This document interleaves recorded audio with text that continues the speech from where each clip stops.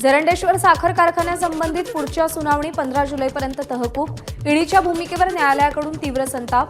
देशमुखांच्या दोषमुक्तीच्या याचिकेवर ईडीच्या उत्तराशिवाय सुनावणी.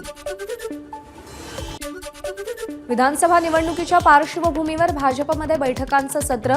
मुंबईमध्ये 21 जूनला राज्यातल्या भाजप कोर कमिटीची बैठक. उपमुख्यमंत्री देवेंद्र फडणवीसांच्या नेतृत्वाखाली बैठक होईल. भाजप राज्यामध्ये धन्यवाद यात्रा काढणार. लोकसभा निकालानंतर मतदारांचे भाजप आभार मानणार. मिया उद्धव ठाकरे यांना देखील आज वर्धापन दिन. नितेश राणेंचा खोचक टोला. तर मुंबईमध्ये हिरवे झेंडे आणि पाकिस्तानच्या घोषणा दिल्या तर नवल वाटायला नको. पाकिस्तान हृदय सम्राट उद्धव ठाकरे असा नितेश राणेंकडून उल्लेख.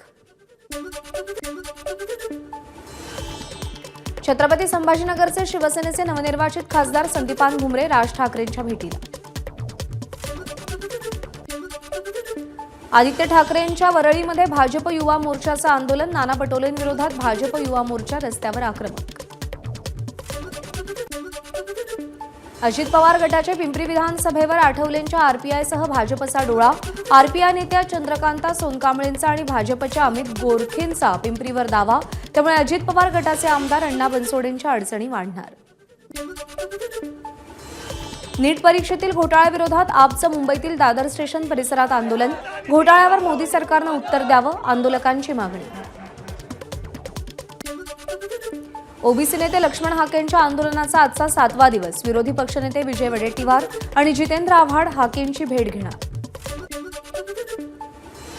लक्ष्मण हाकेंची प्रकृती पुन्हा खालावली. उच्च रक्तदाबामुळे त्यांना हृदयविकाराचा धोका उद्भवू शकतो.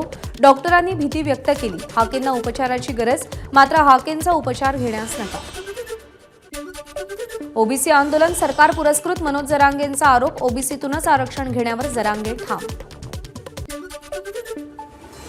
मुंबई महापालिकेचे 4393 कर्मचारी अधिकारी अजूनही कामावर रुजू झाले नाहीत. लोकसभा निवडणुकीच्या कामातून कार्यमुक्त करून सुद्धा कामावर रुजू न झालेल्या पालिकेच्या 123 कर्मचाऱ्यांचं वेतन रोखलं.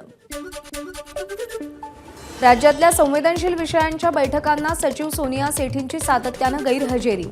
मदत पुनर्वसन खात्यात नाराजीचा सूर. सोनिया सेठींनी आरोप फेटाळले.